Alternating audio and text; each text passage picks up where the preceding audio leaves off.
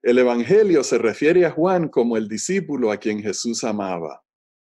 Ese nombre da a entender que existía una relación estrecha entre Jesús y Juan.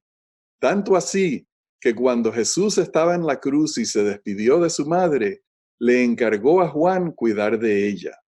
En esa hora de angustia, ahí estaba Juan para darle apoyo a Jesús y acompañarlo.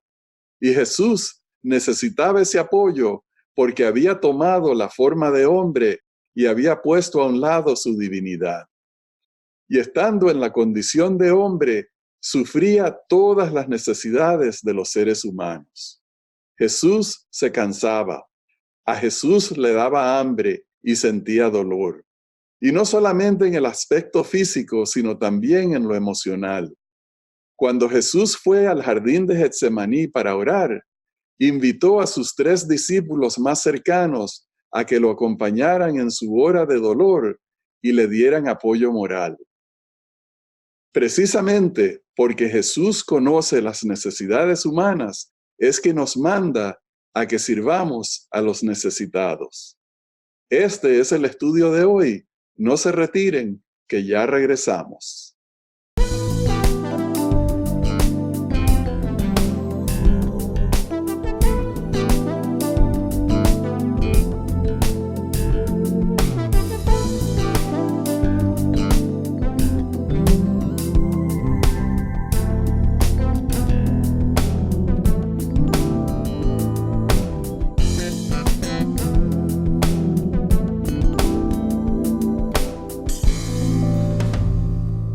Hola, apreciados hermanos, bienvenidos a Perspectiva Bíblica.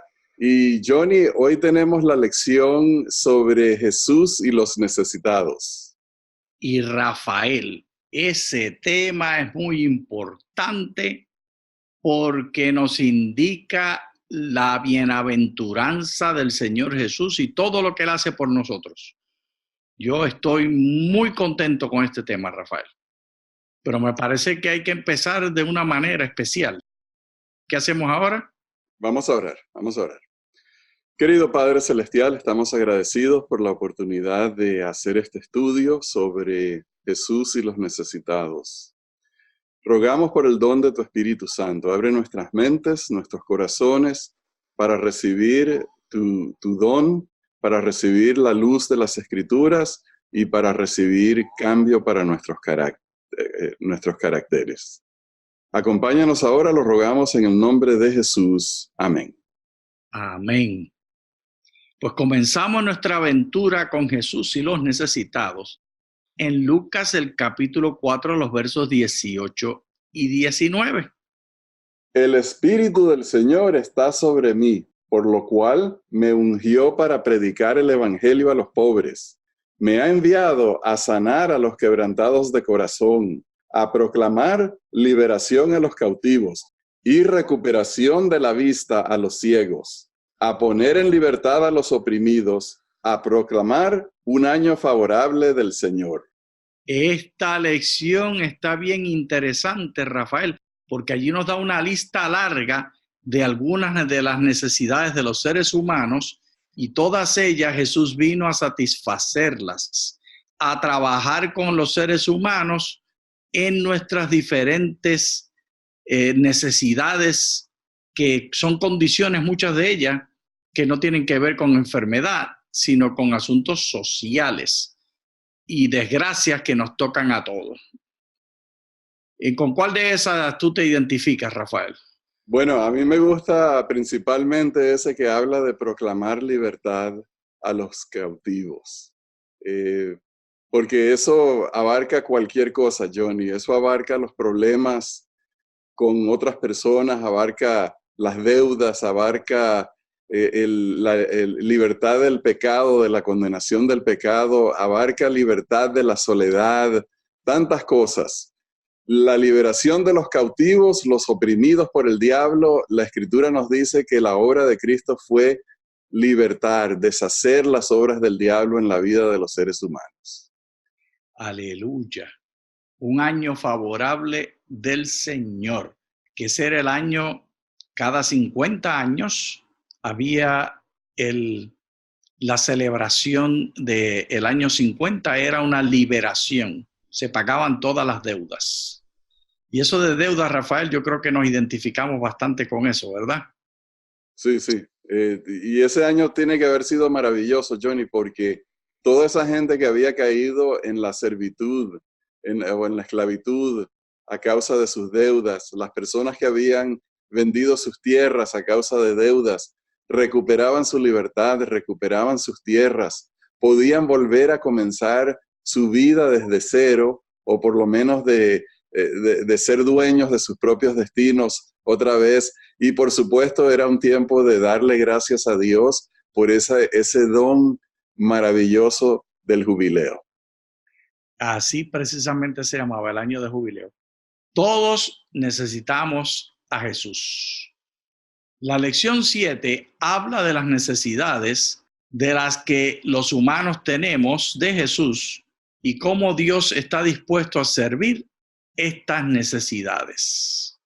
Nadie queda fuera de esto, Rafael. Todos tenemos necesidades.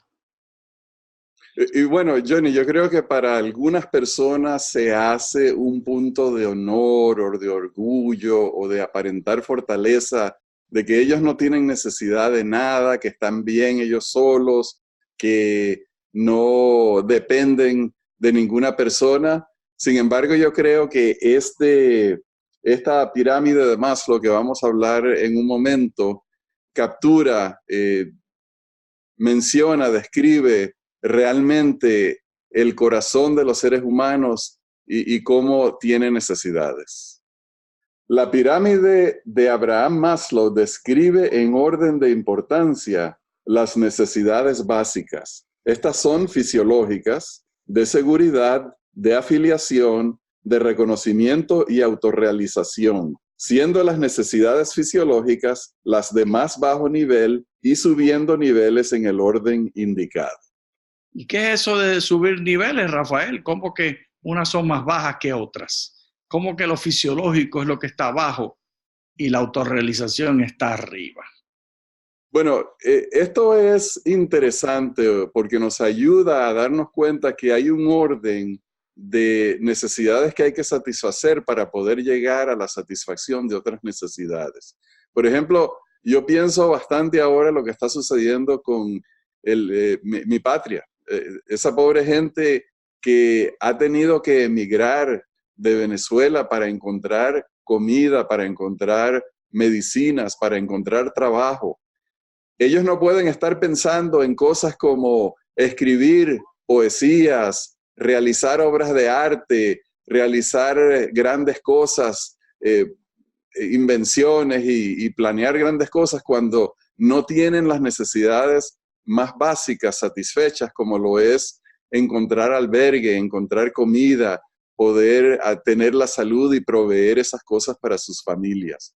Hay que satisfacer esas cosas en primer lugar, porque son las que más claman por atención. Uno puede posponer tal vez la realización de algún sueño que uno tiene de conseguir un gran trabajo para satisfacer precisamente esas cosas básicas como albergue, comida y salud. ¿Qué cosa tan importante estás diciendo, Rafael? Si miramos la pirámide que está en pantalla, vemos cómo la fisiología está en la base y eso habla de, por supuesto, lo más inmediato de la fisiología es la respiración. Y a lo demás arriba, la autorrealización habla de la moralidad, la creatividad, la espontaneidad. Y entre esas dos están todas las otras necesidades. Y Jesús vino a satisfacer las necesidades humanas que incluía todas estas, desde la seguridad y la fisiología y el agua que le dio a la mujer en el pozo, que le dijo que había una agua mejor que la que ella tenía, y la afiliación de pertenecer y el reconocimiento de ser discípulos. Y allí nos dice la lección cómo Jesús hacía esto. Jesús vino a mostrarnos cómo es Dios y lo hizo mediante sus enseñanzas, su sacrificio y su vida y su forma de interactuar. De estas formas satisfizo las necesidades de los que estaban alrededor de él y hasta el día de hoy. Pero será diferente, Rafael, porque hoy en día no vemos a Jesús. Bueno, ¿Cómo Johnny, se? eso me gusta esa parte de interactuar, porque precisamente cuando leemos el Evangelio encontramos unas historias que uno diría que están ahí por pura casualidad, pero no, están ahí porque tienen un mensaje importante. Cuando nos ponemos en el ámbito, en la manera de pensar de aquella cultura, encontramos que Jesús hizo cosas muy fuera de lo común, como hablar con viejitas, atender las necesidades de viudas, aquella mujer samaritana que tú mencionaste o aludiste anteriormente, y hasta los niños. Jesús interactuó con todas esas personas y solamente ese aspecto de interactuar, de darle importancia, de darle atención, para ellos eso fue un bálsamo, eso fue un trago de agua fría en un desierto. Eso fue para ellos llenar el corazón y hacerlos sentirse importantes, hacerlos sentirse amados por Dios. Así que Jesús satisfizo las necesidades fisiológicas, pero también emocionales de las personas con las cuales interactuó. Y esto, Rafael, nos lleva a una pregunta de reflexión profunda. Y la pregunta es relativa a la persona de Jesús y a la persona de Dios. Sabemos que Jesús es el que nos revela cómo es Dios.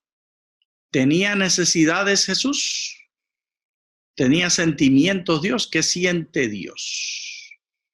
Como vemos en pantalla, tenemos una pregunta, Rafael. ¿Cuál es esa pregunta? Bueno, la pregunta es, ¿qué siente Dios? Y Johnny, esta es una pregunta muy apropiada porque cuando leemos el Antiguo Testamento y el Nuevo Testamento encontramos que hay muchas descripciones sobre los sentimientos de Dios. A Dios no le avergüenza revelar cómo se siente en su relación con su pueblo. Y en muchas ocasiones manifestó dolor, manifestó consternación debido a la falta de fidelidad de su pueblo, manifestó también enojo, rabia, porque su pueblo le huía, su pueblo le era infiel y hacía estatuas y se iban a adorar a dioses que en realidad no existen y lo abandonaban a él, que era verdaderamente el Dios vivo que les daba a ellos sus bendiciones y los levantaba.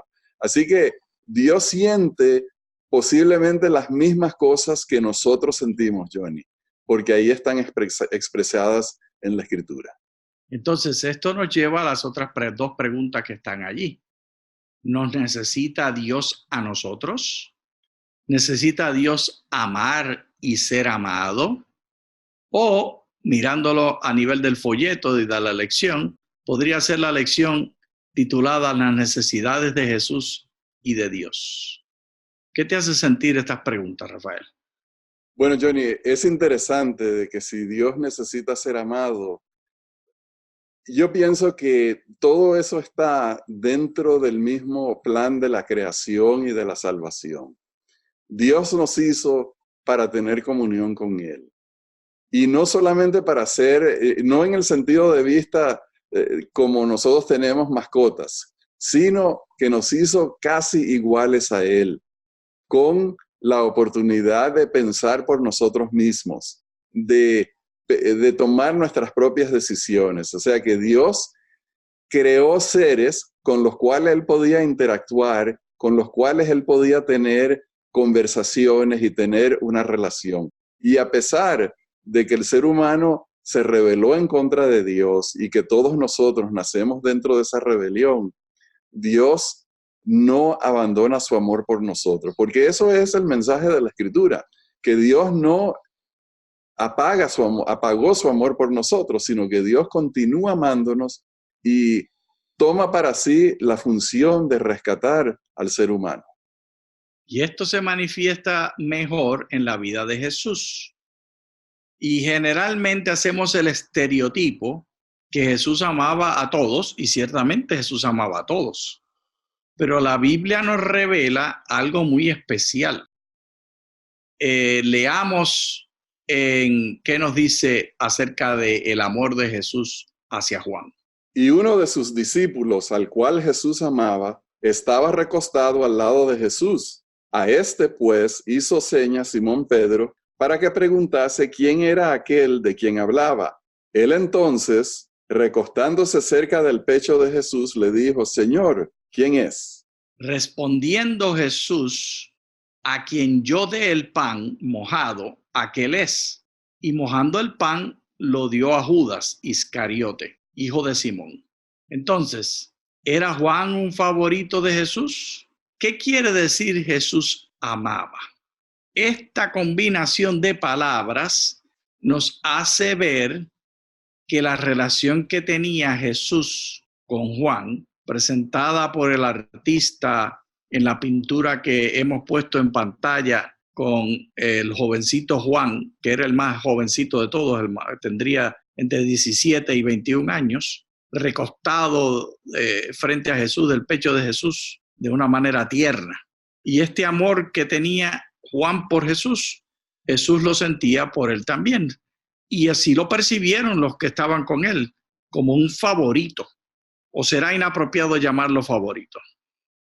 No, Johnny, bueno, eso de que el discípulo a quien Jesús amaba dice mucho. Había una relación especial entre ellos, una cercanía que no tenía con los otros discípulos. Así que es posible decir que Juan era un favorito de Jesús, porque allí nos dice al cual Jesús amaba, y no lo dice de ningún otro. De manera que había una relación especial. Y son 6 veces que está eso. No las vamos a leer todas, pero leamos la que está en Juan 19. Estaban de pie junto a la cruz de Jesús, su madre y la hermana de su madre, María, mujer de Cleofas, y María Magdalena. Cuando vio Jesús a su madre y al discípulo a quien él amaba, que estaba presente, dijo a su madre: Mujer, he ahí tu hijo. Después dijo al discípulo: he ahí tu madre. Y desde aquella hora el discípulo la recibió en su casa. Después de esto, sabiendo Jesús que ya todo estaba consumado, dijo: para que la escritura se cumpla, tengo sed.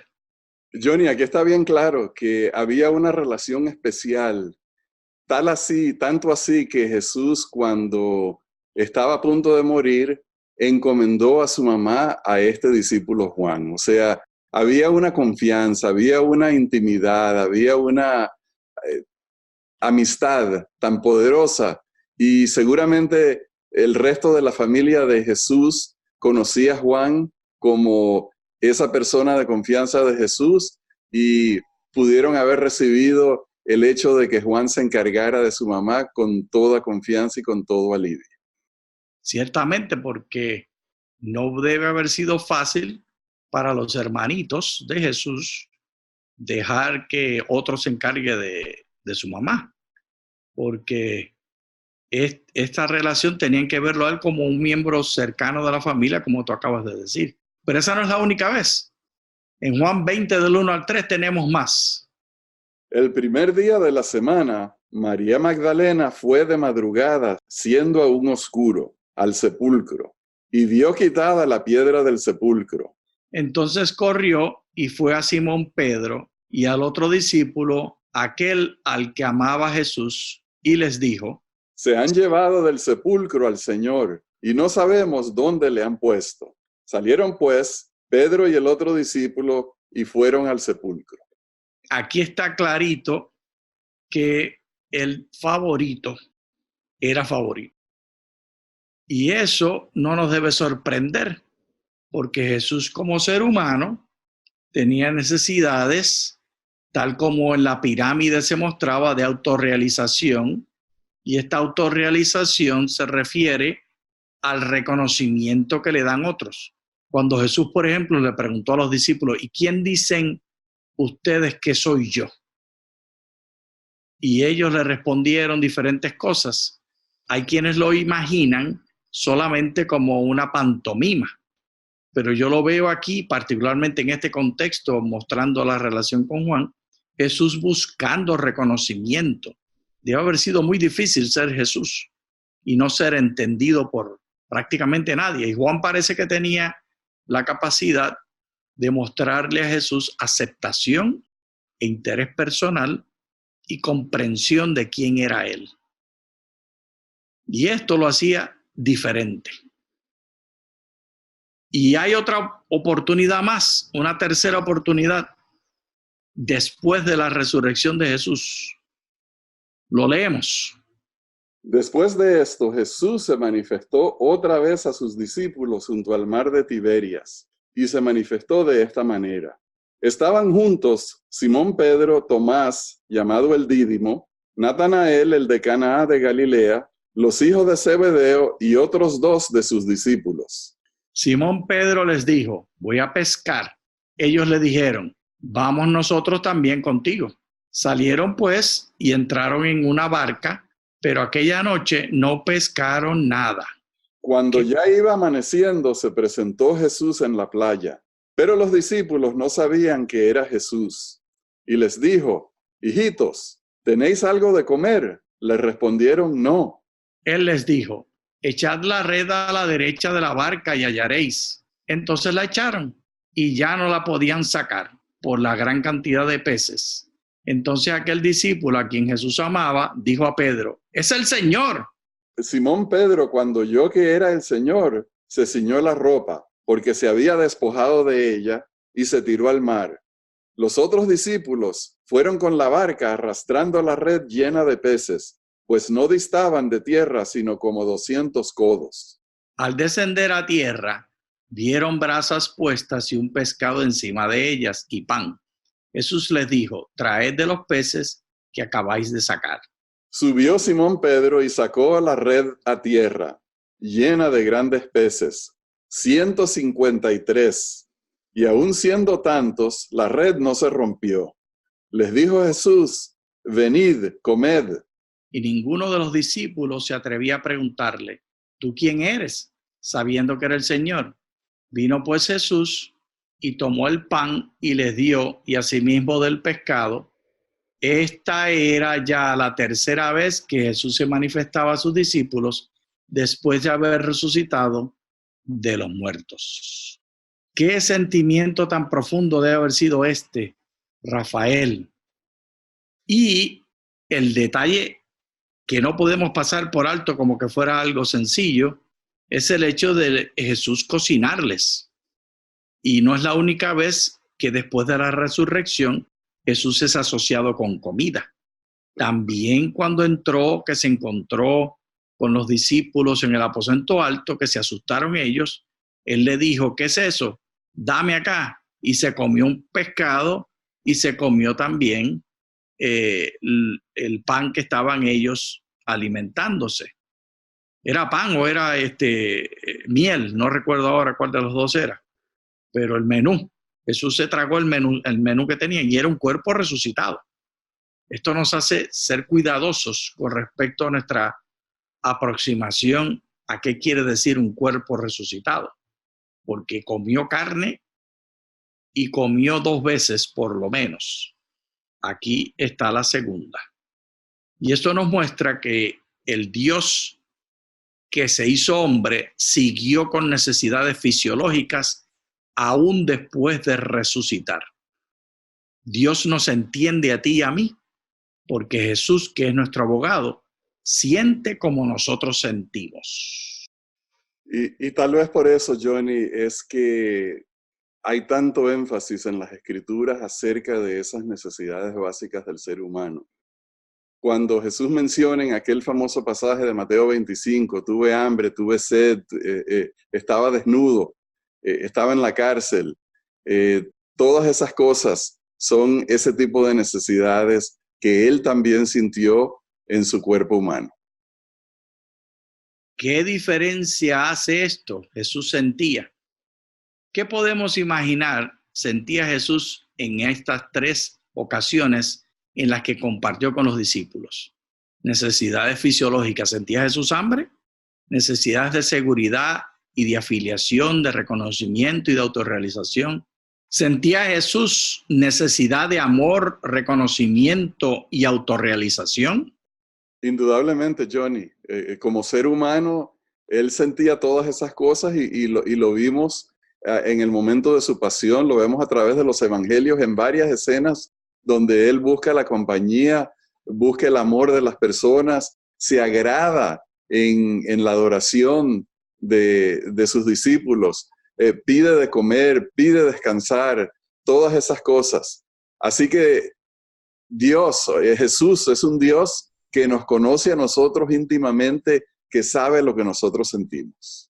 Tenemos 3 razones que hacen diferencia especial entender esto. Razones emotivas, prácticas y de ministerio. Leámoslo y veámoslo rápidamente.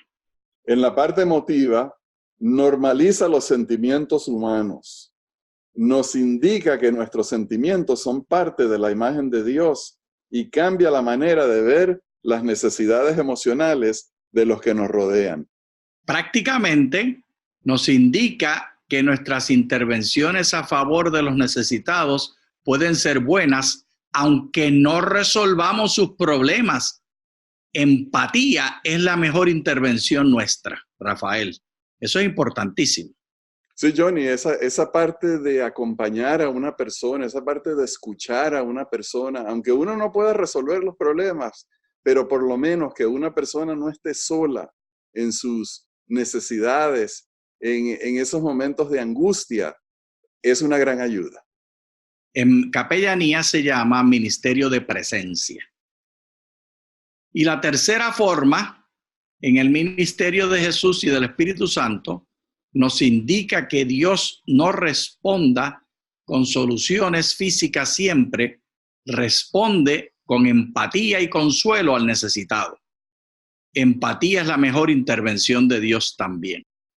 Cuando oramos a Dios y pedimos cosas, no quiere decir que vamos a recibir todo lo que pedimos, pero tenemos la seguridad que siempre tendremos su presencia y nos ayudará en nuestra autorrealización a recibirnos como hijos e hijas de Él.